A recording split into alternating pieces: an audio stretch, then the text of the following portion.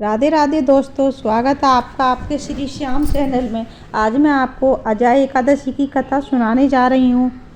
भाद्रपद कृष्ण पक्ष की एकादशी को अजय एकादशी कहते हैं। इस व्रत की कथा राजा हरिश्चंद्र से जुड़ी हुई है। प्राचीन काल में सूर्यवंशी राजा हरिश्चंद्र अपने सत्य और वचन पालन के लिए प्रसिद्ध थे, लेकिन एक बार ऋषि विश्वामित्र ने उनसे एक परीक्षा के रूप में उनका सारा राजपाट दान में ले लिया। राजा हरिश्चंद्र अपनी रानी शैब्या, चंद्रवती और पुत्र रोहतास सहित राजमहल से निकलकर काशी पहुँचे। वहाँ रहने के लिए उन्हें जीविका की आवश्यकता पड़ी।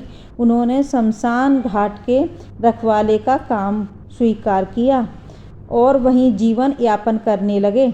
समय बीता, राजा रानी अनेक कष्ट सहते रहे। एक दिन उनका पुत्र सर्पदंश से मर गया। रानी अपने पुत्र के शव को लेकर उनसे दाह संस्कार शुल्क मांगा।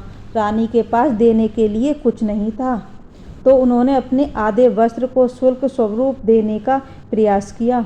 उस समय सभी देवता और ऋषिगण उपस्थित हुए और राजा हरिश्चंद्र से बोले, राजन, ये सब तुम्हारी अजय एकादशी के पुण्य का प्रभाव है, जिससे तुम्हारे सारे दुख समाप्त हो रहे हैं। तभी भगवान विष्णु प्रकट हुए और बोले, राजन, तुमने अजय एकादशी का व्रत किया, इसी प्रकार के पुण्य से आज तुम्हें अपने पुत्र सहित राजपाट, सुख और स्वर्गलोक की प्राप्ति होगी। तुरंत ही उनका पुत्र जीवित हो गया। रानी को वस्त्र आभूषण मिल गए और राजा हरिश्चंद्र को अपना राज्य वापस मिल गया। अब हम जानेंगे अजय एकादशी का महत्व। इस एकादशी का व्रत रखने से जीवन के पाप नष्ट होते हैं। कहा गया है कि राजा हरिश्चंद्र ने इस व्रत के प्रभाव से अपना खोया हुआ राजपाट और पुत्र वापस पाया था। ये व्रत मनुष्य को मुक्ति और विष्णु लोक की प्राप्ति दिलाता है। व्रत के नियम बताती हूँ मैं अब। दशमी तिथि से ही सात्विक भोजन करें, झूठा तामसिक भोजन वर्जित रखें, दशमी की रात को समय पर सोएं, अधिक वाणी और क्रोध से बचें, सुबह स्नान कर पवित्र वस्त्र पहनें, भगवान विष्णु विशेषकर श्री कृष्ण या वामन रूप की पूजा करें, तुलसी रूप धूप, दीप, फल और पंचामृत से पूजन करें। दिन भर निर्जला व्रत सबसे श्रेष्ठ माना गया है, लेकिन सामर्थ्य ना हो तो फलाहार या केवल जल ग्रहण किया जा सकता है। दिन भर हरि नाम और विष्णु सहस्त्र नाम या गीता का पाठ करें। रात्रि में जागरण या भजन कीर्तन करें।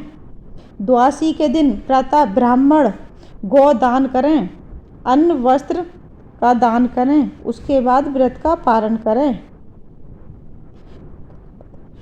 तुलसी पत्र भगवान विष्णु को अर्पित करें। केले के पेड़ के नीचे दीप जलाकर विष्णु स्तुति करें। गरीब और जरूरतमंद को भोजन कराना बहुत शुभ है।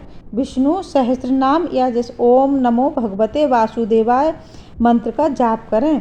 पीली वस्तु, चने की दाल, हल्दी, पीला कपड़ा दान करने से विशेष पुण्य मिलता है। जो श्रद्धा से ये व्रत करता है उसे जन्म जन्मांतर के पापों से मुक्ति, पारिवारिक सुख और जीवन की स्थिरता मिलती है। धन्यवाद।